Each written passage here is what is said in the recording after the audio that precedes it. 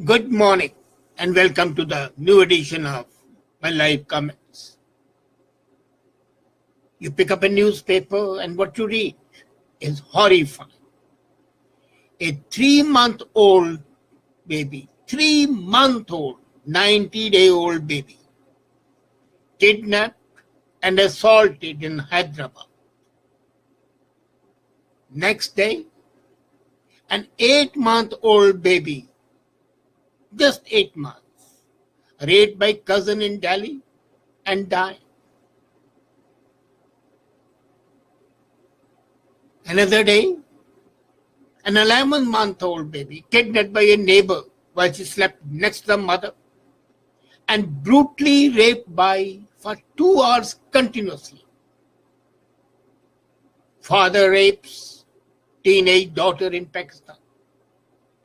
Brother rapes younger sister. 13-year-old girl found dead under mysterious circumstances in her house was murdered by her own brother after being raped. What's happening? The new year, 2018, saw a marked upsurge in sexual abuses across India and Pakistan, the two major countries of South Asia. The brutal rape of murder of Zainab Ansari in Kasur shocked entire Pakistan. But is India shocked by the rape of a 3-month-old or by the rape of an 8-month-old or the rape of an 11-month-old? There was a lot of upsurge when Nirbhaya case happened. But then we have degenerated further in India, I think. At least Nirbhaya was an adult. And here we are raping children. No, not children, infants. Puking and mewling in the nurse's arms. Unable even to smile after that horrible experience. What are we doing? Who are we? Are we human beings? Or are we worse than animals? Even animals don't do that. Is this a part of the century-old culture on which India and Pakistan pride themselves? Is this the result of the teachings of the religion whom millions venerate, whether in India or in Pakistan? Is the religiosity only a cloak for the most heinous crimes? Pedophilia, the rape, or the sexual activity with the teenagers, the young ones, 9 to 10, 15, has been there for the centuries. The priests in the churches, the teachers in the schools, the religious teachers in the temples and the mosques, they have been indulging in that, especially the Catholic priests, because of the woes of celibacy. They found an outlet in having sex with the boys, young boys. In northwest Pakistan, bachabazi, the sodomy with the children, an accepted norm. The Vaderas, the landowners, are known for the number of the boys they keep, not the mistresses. They are there, but these boys are the number of them signifies wealth. India was not immune to that. But this rape of the children, rape of the infants is a recent phenomenon. What has gone wrong? Is it a cultural issue? Is it a societal issue? Or is it a medical issue? It's all. When the values of human beings are lost, when the human beings do not have values of life, then they indulge in the bestial behavior, and this is a behavior worse than that of beasts. As I said, even beasts don't do it.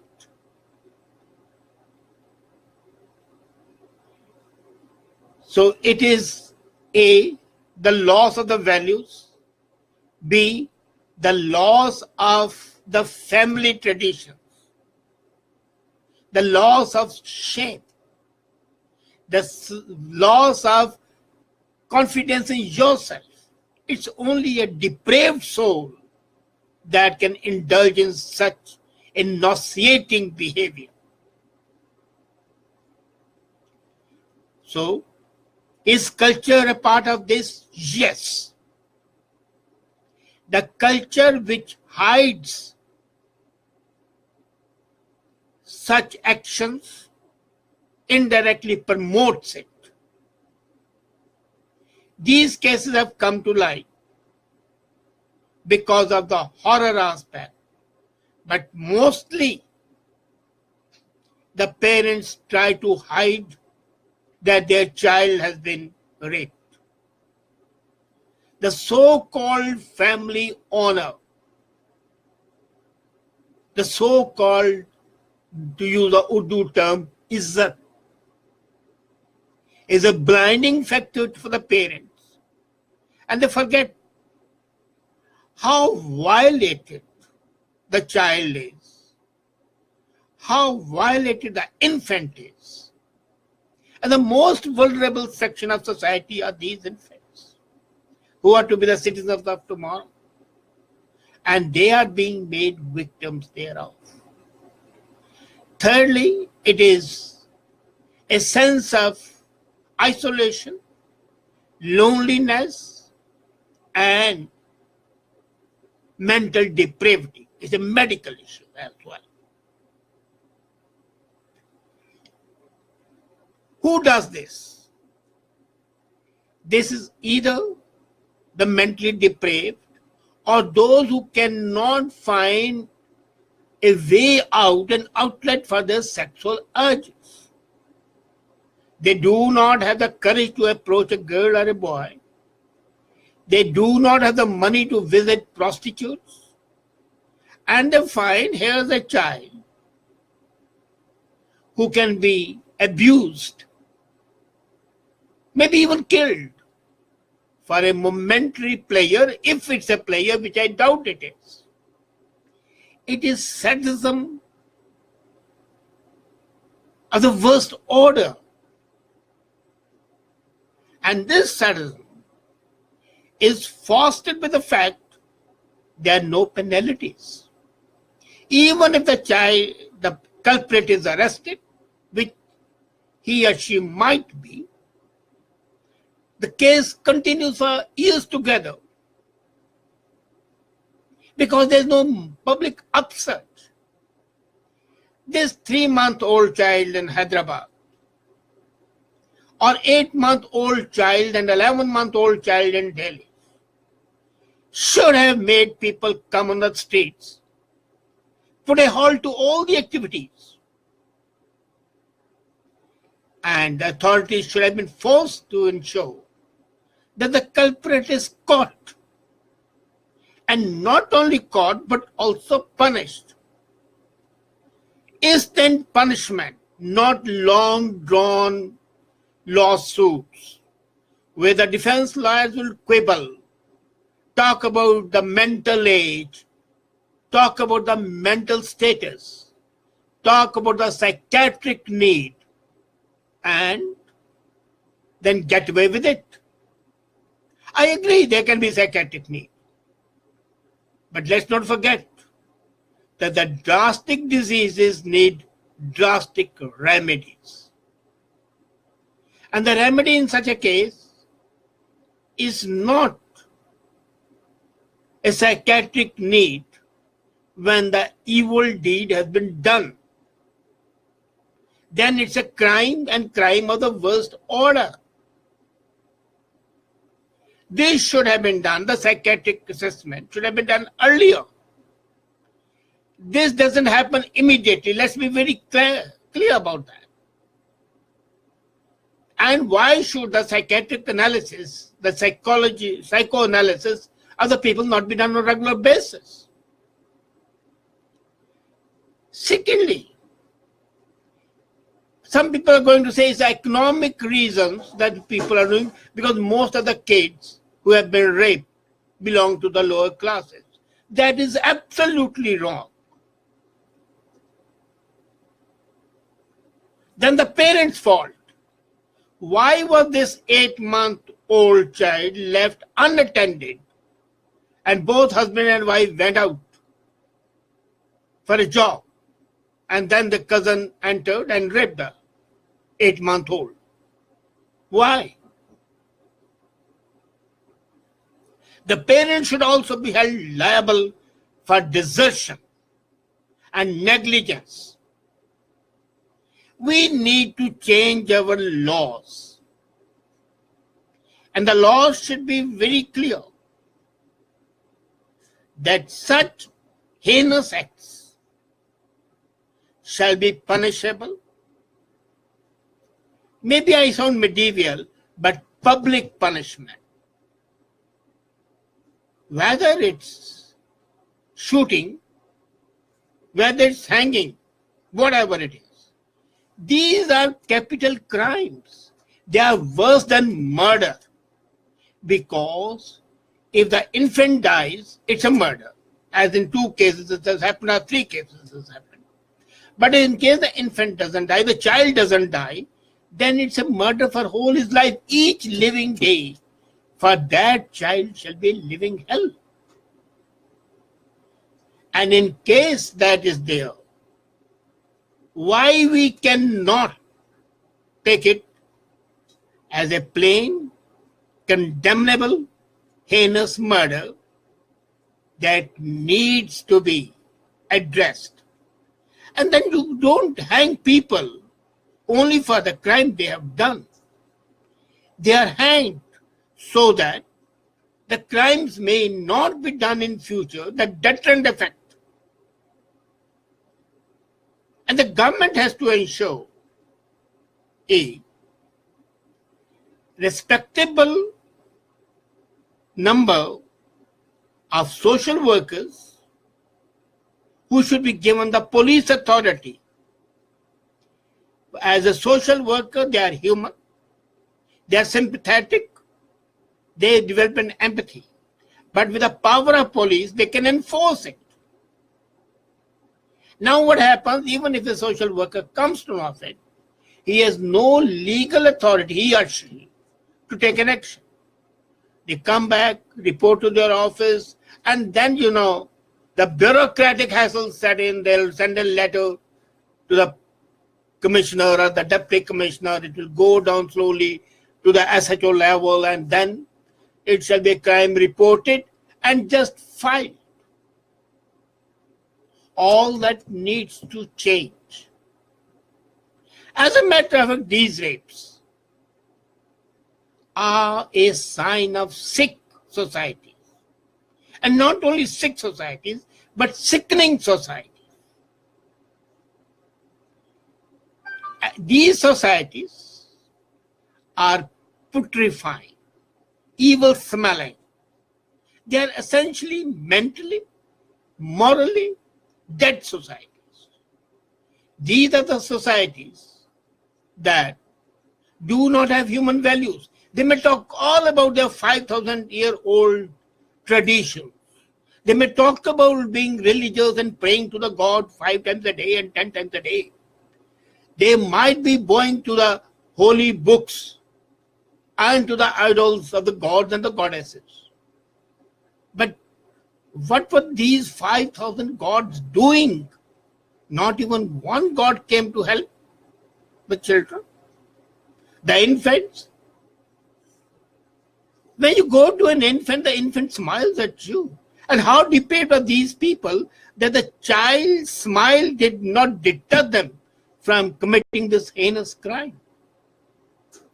So what we need today is an urgent action by the government and by the community leaders to form and execute an action plan that should be able to enforce a code and a law that saves these infants. What sort of a government, howsoever good a government may be, in case it cannot protect the vulnerable sections of society, it's of no use at all. Howsoever good a society and religious society it may be, in case the vulnerable sections of society are not protected, are not given heed to, and they are victims of animal lust, victims of satanic desires, then that society should be annihilated.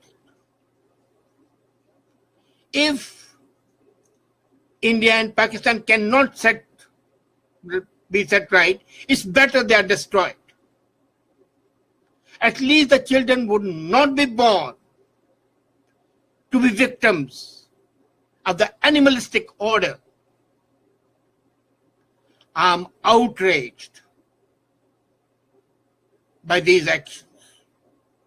And I'm amazed that the fake tears coming from the President of India's eyes when he was presenting an award were not there when these infants died.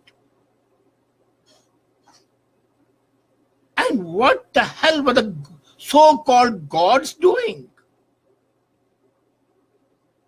Can anybody tell me? Is this the civilization and is this a culture? Can anybody explain these horrendous acts? Can anybody explain the incapability of the police to apprehend the criminals? Can anybody explain why the criminals, even if they're caught, go scot-free? Can anybody explain why the parents of the criminals have not handed them over to the police themselves? This is a cone of silence which has fallen. The cone is enveloped the whole country, both the countries, India and Pakistan. Imagine both India and Pakistan have 4 years per capita of education and both have high religious intensity. And with this religiosity, they are committing such crimes. It is time that these two countries need a dictator, not in the form of Pol Pot, a criminal, but a dictator like Kemal Atatürk of Turkey, a dictator like Garibaldi of Italy. The people who ensure the good of the people and protection of the people. We need that. And we need that not today, but right now. I hope the authorities care to take action. And the people compel the authorities to take action. Actually, this report, this news, should have been a call for revolt. And when the people have not spoken, that means either they are dead or they are complicit and guilty of the crime themselves. Those who keep quiet are guilty themselves, and there is no excuse for tolerating their very existence. Shame on you, India. Shame on you, Pakistan. Shame on you who are tolerating it and not crying out about it. Shame on the governments. Shame on the parents in general. Shame on the religions. That's what I can say. But would these people feel shame? I doubt not. Thank you.